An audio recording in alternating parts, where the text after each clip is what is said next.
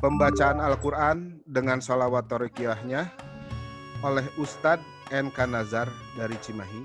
Pembacaan tanbih oleh Ustadz Epit dari Sumedang. Untuk pembacaan tawasulnya oleh Ustadz Taufik Hidayat dari Pematang Siantar. Dan untuk pembacaan manqobah akan dibacakan oleh Ustadz Andri Petaren dari Medan. Untuk tabaruk kitab Fathur Rabbani oleh Dr. Kiai Haji Faisal, waktal dari Tasikmalaya.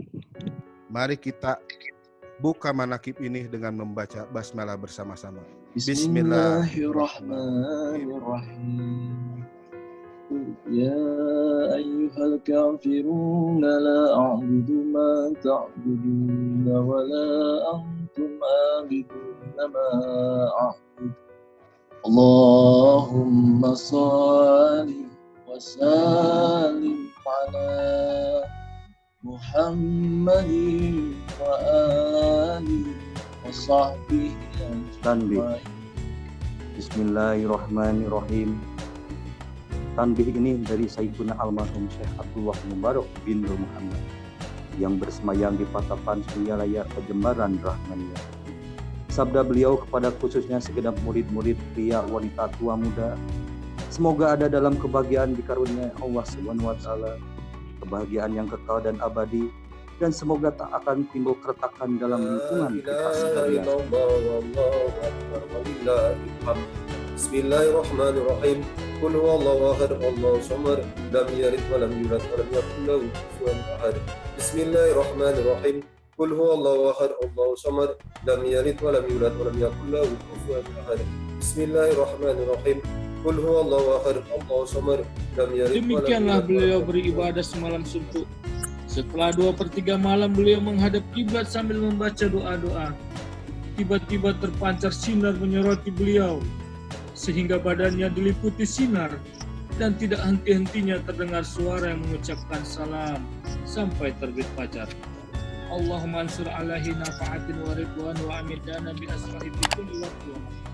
Ya, kembali lagi di sini kita semua berkumpul di majelis yang paling suci di kolong langit ini. Semoga dalam keberkahan, dalam kesehatan, dan dalam keselamatan.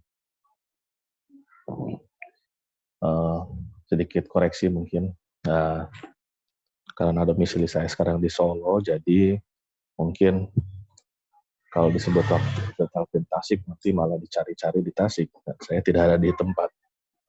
Jadi Solo dan Tasik lah gitu.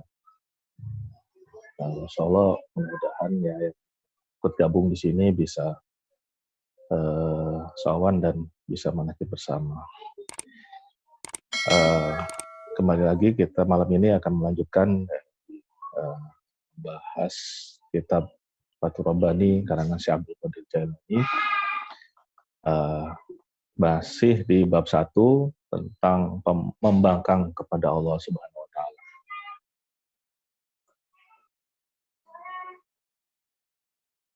Syekh Abdul Qadir berkata bahwa engkau mesti bersikap zuhud di dunia. Ambillah bagianmu dari dunia ini dengan penuh ketakwaan dan waro'. Lalu carilah akhirat dan beramallah untuk bekal kehidupan akhirat. Nah, kalau Daupang Sabah katanya kita ini sebetulnya jangan sampai mengejar akhirat melupakan dunia. Karena untuk bisa melepaskan dunia, maka kita harus mempunyai yang dilepasnya, gitu loh. Jadi tidak mungkin kita melepaskan dunia sedangkan kita tidak mempunyai dunia. Gitu. Jadi hukumnya wajib juga untuk mencari nafkah, mencari kekayaan, seperti itu. Nah, sebetulnya menjadi seorang yang mempunyai uang itu adalah hakikatnya adalah mempunyai kesempatan yang lebih untuk bisa berbagi, untuk bisa sodako, untuk bisa menyantuni anak yatim, ya, untuk menyantuni janda-janda tua, jangan janda-janda muda yang disantuni, gitu. Jangan salah paham, ya. ambil bagianmu dari dunia ini. Nah, jadi di sini dikatakan ambil bagianmu, artinya diperbolehkan untuk mengambil dunia, artinya mengambil haknya kita. Karena dunia pun ini hak kita. Dan jangan lupa bahwa di dalamnya juga ada hak orang lain juga. Maka hendaknya ditunaikan dalam ketakwaan dan warok. Nah, tapi jangan lupa kita juga harus mencari akhirat dan beramal untuk bekal kehidupan akhirat. Ya, jadi dibanyak-banyakin sodako, terutama wakaf yang menjadi amal jariah nantinya ketika kita meninggal. Gitu. Tidak punya uang bagaimana? Tidak punya uang, pikiran dan tenaga. Lemah misalkan tidak punya tenaga, pikiran. Tidak punya pikiran dan tenaga, maka sodakohnya jangan tersenyum pun sodakoh. Seperti itu. Berlaku baik sodakoh. Dan dau pangasa membuat orang bahagia pun sodakoh. Gitu. Kalau saya pribadi menganggap diri ini adalah sebagai maklar surga. Maklar surga artinya menjadi perantara orang lain untuk mencapai surga. Karena barang siapa yang menunjukkan jalan menuju kebaikan, maka dia akan mendapatkan kebaikan itu sendiri. Nah, engkau mesti menasihati diri sendiri terlebih dahulu, baru kemudian menasihati orang lain. Nah, sebab engkau berkewajiban mengatur diri sendiri sebelum orang lain. Nah, gitu ya. Engkau tidak bisa memperbaiki orang lain, sementara dirimu masih membutuhkan perbaikan. Kalau engkau buta, bagaimana mungkin menuntun orang lain? Hanya orang awas yang bisa menuntun orang lain. Ini sebetulnya menjadi suatu motivasi bagi diri sendiri. Gitu. Kalau bahasa Pangarsama, ilmu yang diberikan kepada orang itu adalah ilmu yang bekas, ilmu kurut. Ilmu yang bekas itu artinya ilmu yang bekas dipakai oleh kita. Jangan sampai menyampaikan kepada orang lain ilmu yang baru, artinya belum pernah kita pakai. Itu akan berbeda.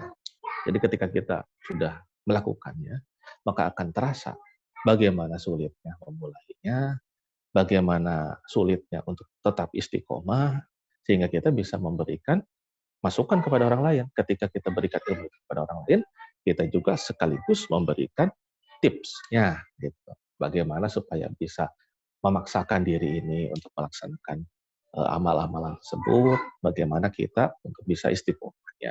Nah, itulah fungsinya kenapa ilmu itu harus yang bekas pakai. Hanya perenang tangguh yang dapat menyelamatkan manusia dari amukan ombak.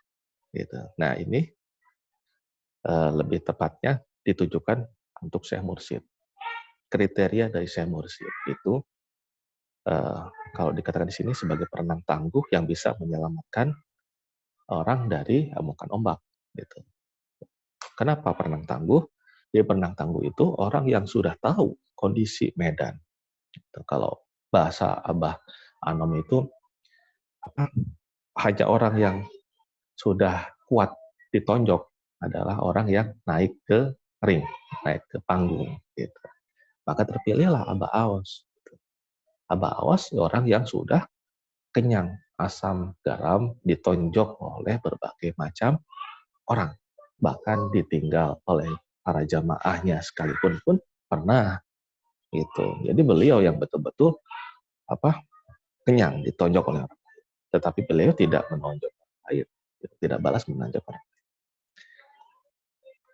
Sesungguhnya orang yang akan kembali kepada Allah itu karena dia mengetahui. Sementara kalau dia tidak mengenalnya, bagaimana mungkin menuntun orang lain kepada Allah? Nah, ini ya, itulah fungsi dari Syekh Mursyid. Kita itu mengarungi kehidupan ini, meskipun dunia ini sementara, tetapi kalau tidak ada guide-nya, percuma.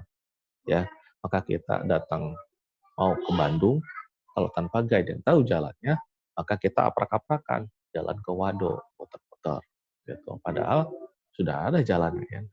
Sudah ada jalan tol dari Cileunyi, malah muter ke arah Cibiru, muter dan kena macet dan lain sebagainya.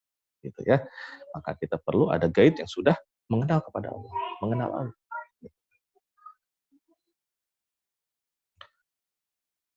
suatu kemunafikan yang sebenarnya adalah ketika lisan ini bertakwa, tetapi hati kita berbuat dosa. Nah, lisan ini bertakwa, artinya dari lisan ini berkata yang baik-baik, gitu lah ya. Atau kadang share kebaikan, gitu ya. Tetapi hatinya berbuat dosa. Bukan maksud menyalahkan dia nge-share kebaikan, share apalah misalkan dalam medsos seperti itu. Tidak, itu betul. Benar.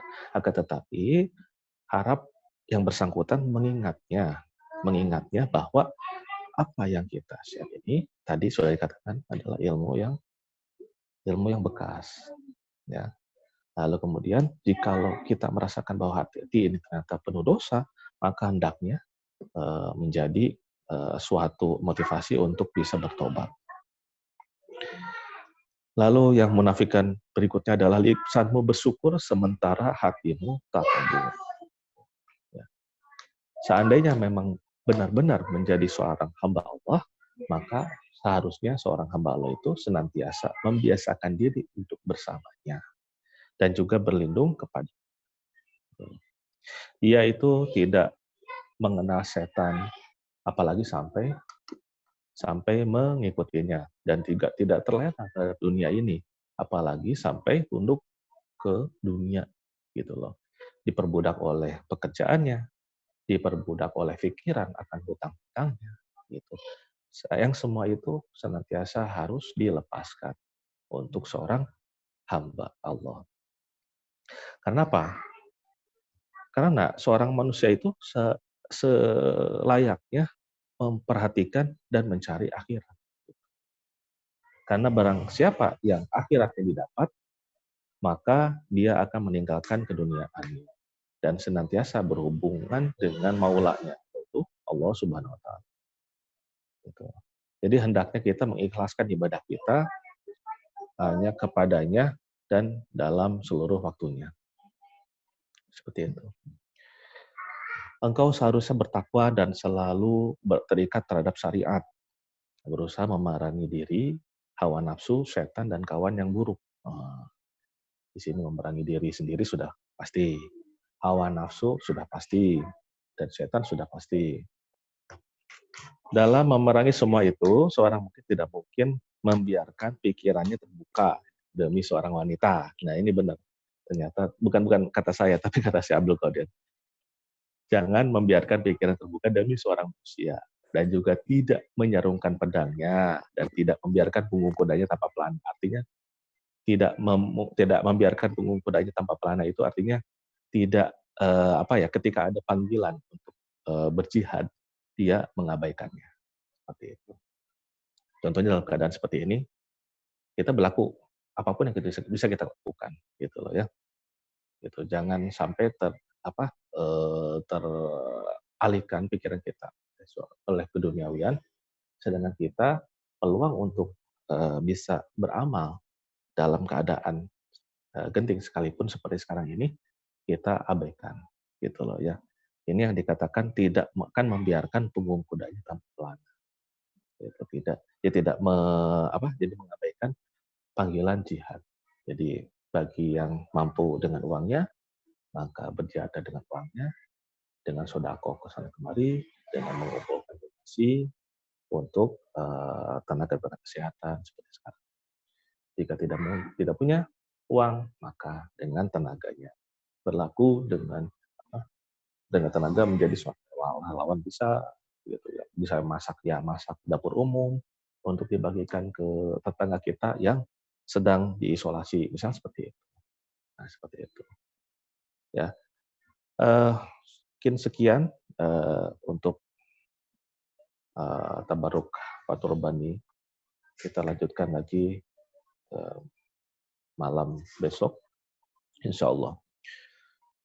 Semoga menjadi bermanfaat dan semoga Allah berkahi semuanya, segalanya, dan selamanya. Amin. Ya Allah.